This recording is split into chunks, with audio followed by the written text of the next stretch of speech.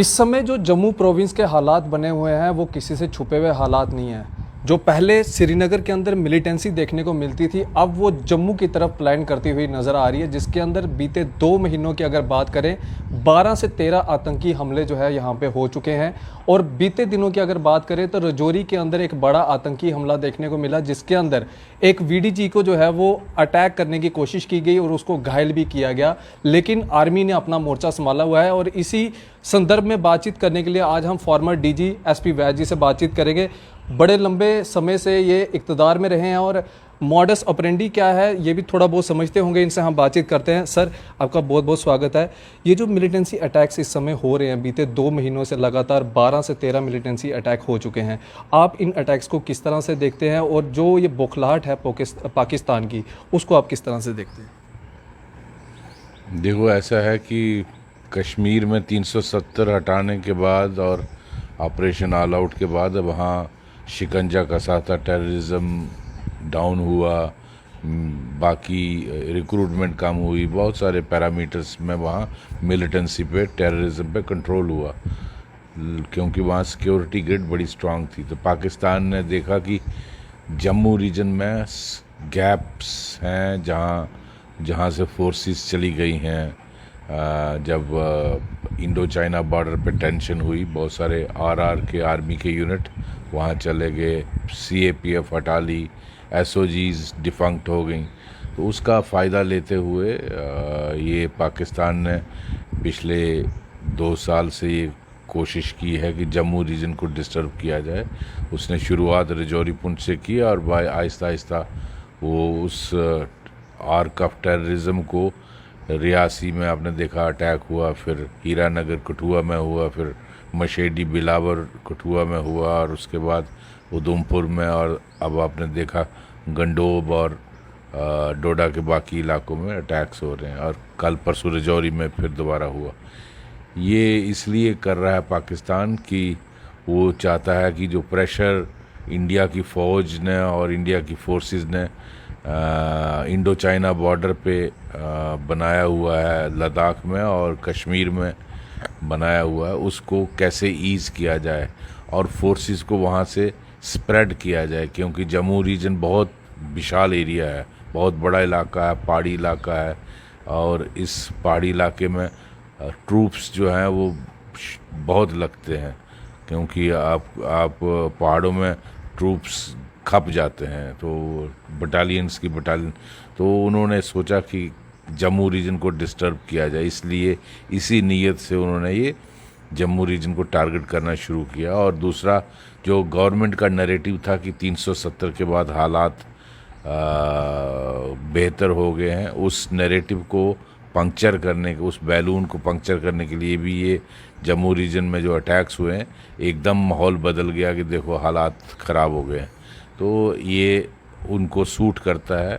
तीसरा, pressure ease करना और फोर्सेस का स्प्रेड को करा, क्योंकि जम्मू रीजन कश्मीर के मुकाबले में, कश्मीर प्लेन इलाका है, वैली है, और हर गांव कनेक्टेड है रोड से। जम्मू रीजन में ऐसा नहीं है, ये सारा पहाड़ी इलाका है, पीर पंचाल का माउंटेन है, चाहे किश्तवाड़ हो, डोडा हो, रामबन हो, माहौर तहसील हो, रजौरी पुंछ हो, और इसलिए इस इलाके में कनेक्टिविटी बिल्कुल कम है।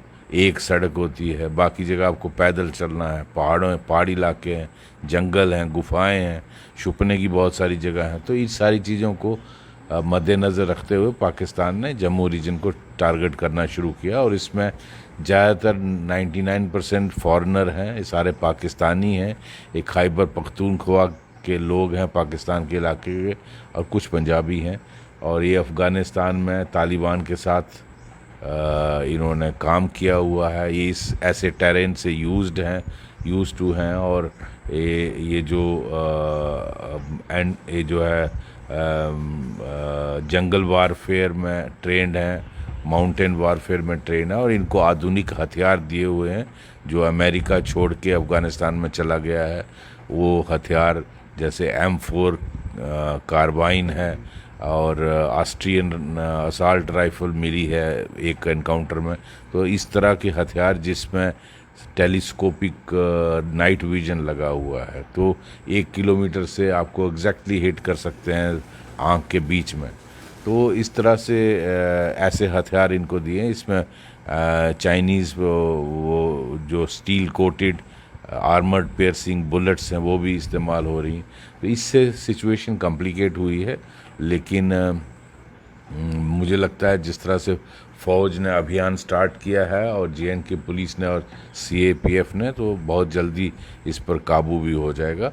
लेकिन ये जो इस आपने देखा इनका टैक्टिक्स जो है, पहले फ़िदाई अटैक में होता था, जो सुसाइडल अटैक्स होते थे 99 में 2000 में, तो वो आते थे, कोशिश करते थे संतरी पर अटैक करके कैंप में घुसें और खुद भी मर जाएं और बहुत सारों को साथ में मार दें। ऐसा नहीं है।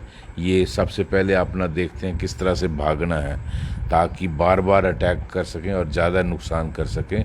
मुझे लगता है इनको इस किस्म की तरबियत दी गई।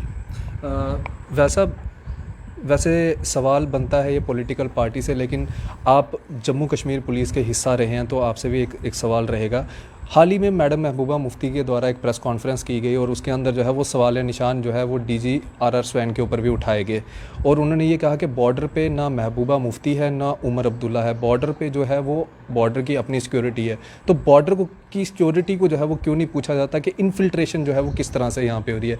आप इसकी स्टेटमेंट को जो है किस तरह से देखते हैं? देखो, जो महबूबा मुफ्ती जी ने बोला है वो बिल्कुल सही है। बॉर्डर तो किसी के अंडर नहीं है ना, वो तो सेंट्रल गवर्नमेंट, वहाँ इंटरनेशनल बॉर्डर BSF देखता है, LOC IB देखता है, आर्मी देखती है। तो ये सारे इन्फिल्ट्रेट होके आए हैं। कहाँ से आए हैं, ये आर्मी की और BSF की लीडरशिप को पता करना चाहिए, क्योंकि और इन्फिल्ट्रेशन नहीं होनी चाहिए। ये जितने भी हैं 50 या 60 या जो भी हैं नंबर इनका, उनको न्यूट्रलाइज कर दिया जाएगा। It's a matter of time, और सबसे पहले उसको प्रायोरिटी होनी चाहिए। लेकिन इससे भी ज़्यादा अहम है इंश्योर करना कि और इन्फिल्ट्रेशन ना हो। इन्फिल्ट्रेशन अगर और हुई तो हालात और कॉम्प्लिकेट होंगे और बिगड़ेंगे, तो और हाहाकार मचेगी। तो ये मैं समझता हूँ जो सेंट्रल गवर्नमेंट है और जो सीनियर ऑफिसर्स हैं आर्मी के और BSF के, उनको इंश्योर करना है। वो उनका स्टेटमेंट बिल्कुल सही है। लेकिन जो वो RR स्वैन जो DGP हैं उनके बारे में बोल रहे हैं, वो गलत है। उन्होंने कुछ भी गलत नहीं बोला। जो स्वैन साहब हैं, ये फैक्ट है कि कश्मीर 90s में कश्मीर का हर मरहला अफेक्ट हुआ, चाहे वो एजुकेशनल इंस्टीट्यूशंस थे, बार काउंसिल थी, ट्रेड यूनियन थी, गवर्नमेंट के डिपार्टमेंट्स थे, यूनिवर्सिटीज़ थी, मीडिया था, आप जुडिशरी है, एडमिनिस्ट्रेशन है, हर आदमी इफ़ेक्टेड था। क्योंकि कश्मीर में पाकिस्तान की ISI इस मकसद में कामयाब हुई है। उन्होंने हर शोभा को अफेक्ट किया था। लेकिन आहिस्ता आहिस्ता हालात को काबू में लाया गया, और पॉलिटिक्स भी उसी का हिस्सा, सोसाइटी का हिस्सा है। तो स्वैन साहब ने जो बोला कोई गलत नहीं बोला, हम सब जानते थे। उन्होंने पब्लिकली एक IIM स्टूडेंट्स को जम्मू में एड्रेस करते हुए बोला, हम लोग बोलते नहीं थे। लेकिन ये इस बात से डिनाई नहीं किया जा सकता कि कश्मीर के सोसाइटी के हर विंग को ISI ने अफेक्ट किया था और 90s में, और इसीलिए इतने साल लगे हालात को नॉर्मलाइज करने में। एक बड़ा आखिरी सवाल और अहम सवाल रहेगा, क्या तरीका अपनाया जाए? आप भी एक बड़े ओहदेदार पे जाके जो है आप रिटायरमेंट हुए हैं आप, तो क्या तरीका अपनाया जाए? आप क्या सलाह जो है वो मौजूदा DG साहब को देना चाहेंगे, या गवर्नमेंट को जो है वो आप सलाह देना चाहेंगे? मुझे नहीं लगता मेरी सलाह की उनको ज़रूरत है, वो कॉम्पिटेंट हैं खुद करने के लिए। लेकिन फिर भी सबसे पहले इन्फिल्ट्रेशन रोकनी चाहिए।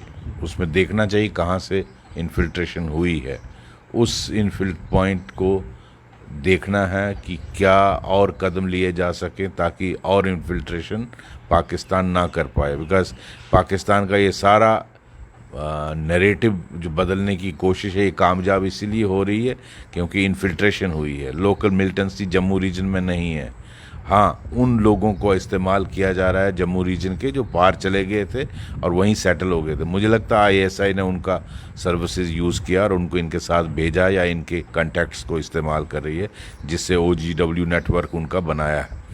तो ये सारा जो है पहला कदम वो होना चाहिए। दूसरा, जो अंदर आ गए हैं इनको, लोगों को अपने साथ मिलाना चाहिए, कोशिशें करनी। और ये JNK पुलिस की प्राइमरी रिस्पॉन्सिबिलिटी है, आर्मी की भी है, CRP की भी है, BSF की भी है, लेकिन सबसे बड़ी जिम्मेवारी JNK पुलिस की। लोगों का साथ लेकर, लोगों की मदद के बगैर ये कामयाब नहीं हो सकते पाकिस्तानी। कोई ना कोई उनकी मदद कर रहा है, खाना दे रहा है, ट्रांसपोर्ट कर रहा है, उनको दिखा रहा है कि शिवकोड़ी के यात्री इधर आते हैं, यहाँ आर्मी आती है, तो उन पर हमला करा रहे हैं। डोडा में बताया कि स्कूल में फ़ौज ठहरी हुई है, तो उस पर अटैक करवाया।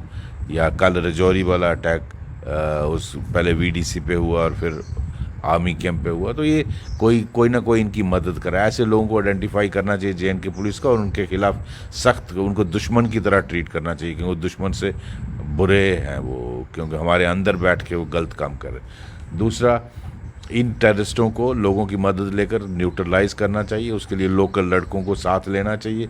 मैं कहता हूँ 500,000 SPO भर्ती करके आर्मी पुलिस के साथ लगाना चाहिए।